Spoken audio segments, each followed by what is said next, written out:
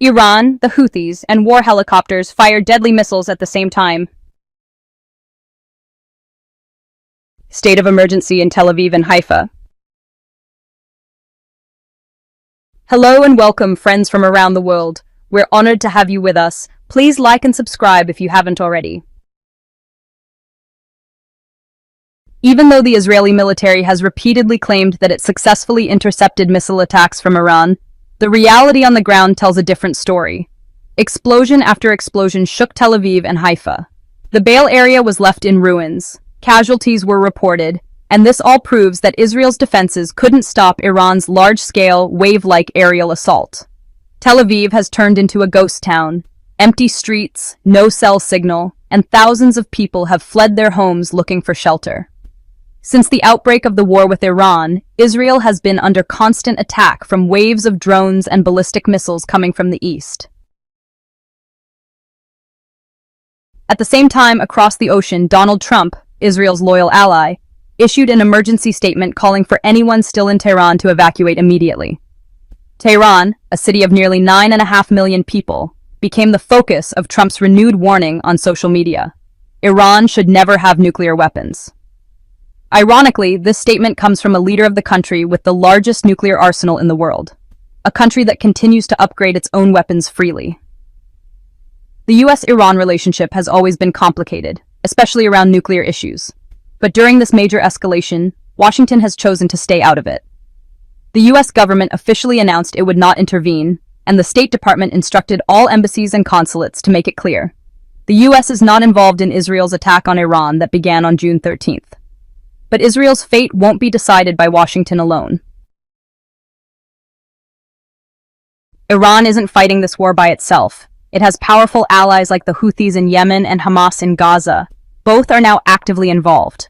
The big question is, how much damage can these Iranian-backed groups do to Israel's military dominance? Hamas is no longer staying quiet. They've openly declared full support for Iran in the conflict with Israel. That support turned into action on June 14th, when 2 rockets were launched from Gaza toward southern Israel. As the missiles flew, air raid sirens echoed, triggering old fears among the population. The rockets landed in open areas, causing no injuries, but the psychological impact was massive. Abu Ubaidah, the spokesman for Hamas's military wing, the Izz ad-Din al-Qassam brigades, posted a statement on Telegram affirming their readiness to stand by Iran and harshly criticizing Israel. He said anyone thinking that a brutal attack on Iran would weaken the resistance is living in a fantasy. In fact, he claimed, Israel's strategic mistakes would only accelerate its downfall. Senior Hamas figure Izzat al-Rishq also praised Iran for successfully hitting key targets inside Israel. He argued that this clearly exposes the weaknesses in Israel's much-hyped Iron Dome and David's Sling missile defense systems, both of which failed to stop Iran's attacks entirely. And Iran isn't alone anymore. From Yemen, the Houthis announced that they too are joining the fight. They claim to have fired hypersonic ballistic missiles at several sensitive locations in Israel, both military and civilian. This wasn't a random strike, but part of a larger, coordinated assault. The Houthis say they used a missile named Palestine II, and one reportedly hit an area called Java in central Israel. The Houthis have made it clear from the start, they stand with any side willing to fight Israeli dominance. They've shown total solidarity with both Gaza and Iran. They didn't just make statements. They vowed to continue their attacks and even launch bigger ones if Israel doesn't immediately lift its siege and stop its crackdowns in Palestine. Abdul Malik al-Houthi, the top leader of the Ansar Allah, or Houthi, movement, appeared on TV from Sana'a to strongly condemn Israel's attacks on Iran. He called on Muslims worldwide to unite in defense of Islamic countries under attack. He also offered condolences to the Iranian government and people for the lives lost and the damage caused by Israel's assault. He expressed full support for Iran's response, including the operation known as Sadiq 3. Now that the Houthis are actively involved, it's clear the Iran-Israel conflict is entering a much more intense and dangerous phase. Given the Houthis' history, this escalation is only the beginning. Terror attacks are not just fiction. Back in May, attackers actually managed to breach Israel's defense systems and struck Ben Gurion Airport near Tel Aviv. After that, Hamas started showing its teeth, fully backing Iran. And now, the world's eyes are turning to another major player, Hezbollah. The big question is, will Hezbollah join the battle? So far, there's been no clear answer. On June 14th, Lebanese media reported an unofficial security deal between the Lebanese government and Hezbollah. Basically, Hezbollah was asked not to get involved in the armed conflict between Israel and Iran, which has been raging since June 13th. This agreement didn't come out of nowhere.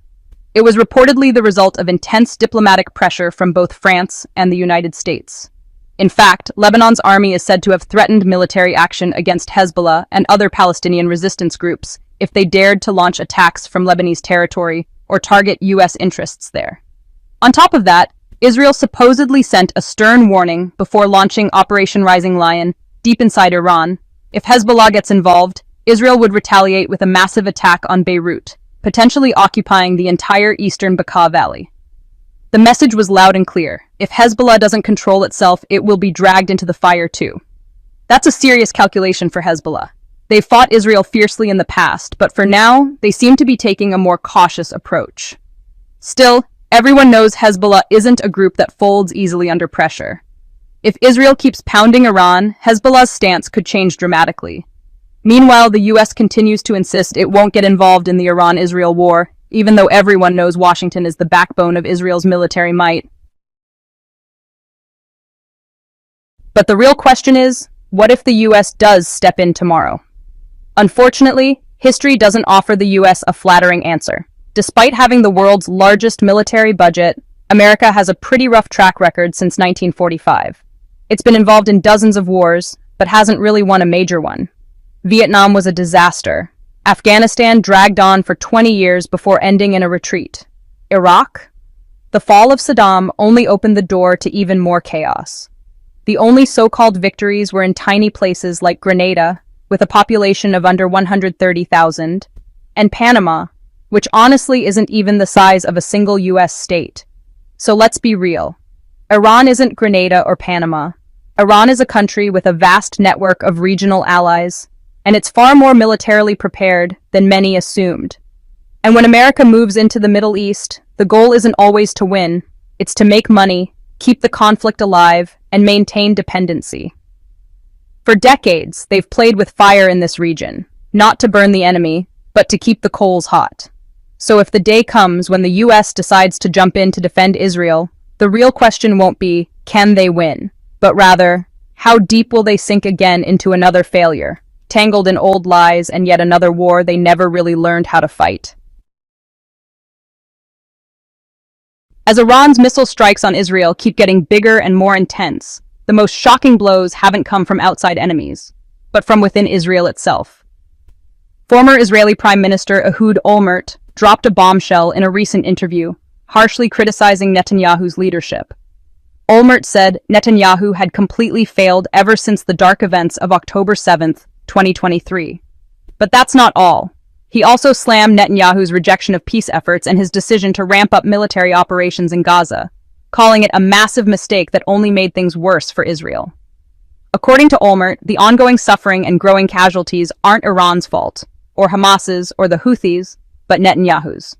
In his words, Israel's biggest enemy right now isn't some outside force, it's the man sitting in the highest seat of power. Thanks for watching this video. Please stay tuned to S News and don't forget to like, comment, and subscribe. More videos coming soon.